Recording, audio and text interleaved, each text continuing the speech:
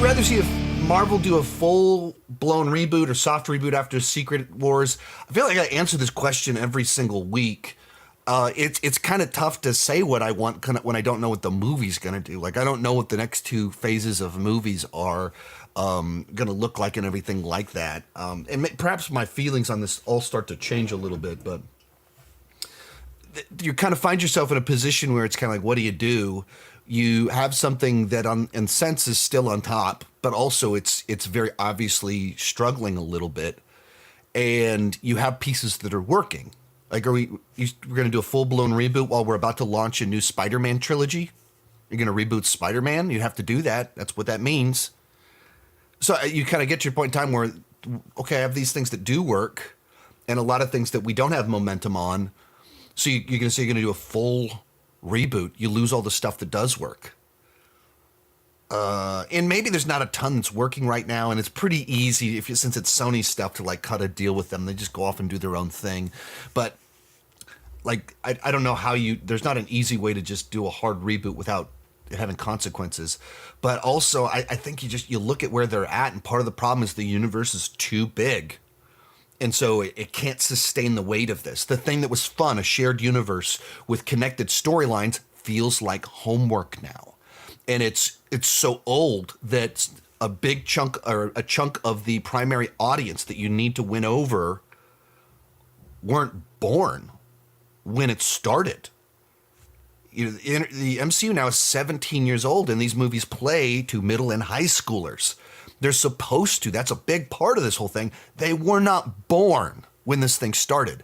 And so you kind of run into problems when you have something of that size with so many storylines, and you've burned through a bunch of great storylines, you've burned through a bunch of great characters, and you didn't have access to certain characters at a certain point in time. So if you do a hard reboot, it solves a lot of problems, but it also creates a lot of problems. I think you've reached a point in time where you can look back and say, I think they're really mismanaged post-Endgame on a variety of levels, and I'm not sure exactly what happened there.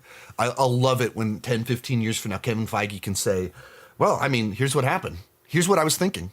I was burnt out, and at the point in time where I was burnt out and creatively empty, they told me they needed me to start shepherding twice as much stuff. I don't know. And then if you even understand, his job changed around 2019. This is something people don't even talk about, but I was listening to part of the book on the history of Marvel Studios. But Kevin Feige's job dramatically expanded, where he was over more than just even movies and TV. His responsibilities were even beyond that. So he was overseeing way more stuff while Marvel Studios is doing twice as much stuff, while breaking into a new space, and stuff went very wrong. And you kind of go, should they have, like, is that what killed it? That they just really botched phases 4 and 5 and the multiverse saga? Or was it just always, that was the peak? That was as big as this can get.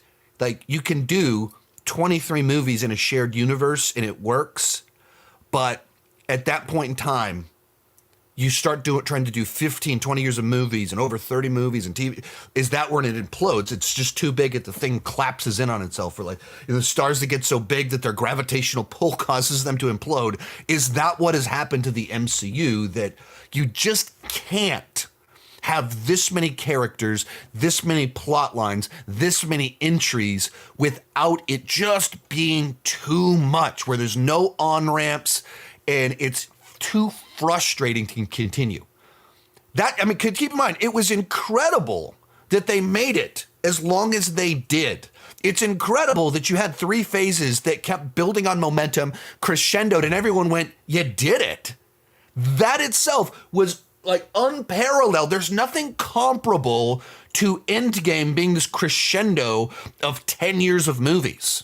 Nothing comparable to it. Nothing in the category. And trying to continue on afterwards, where you've already done the biggest thing ever.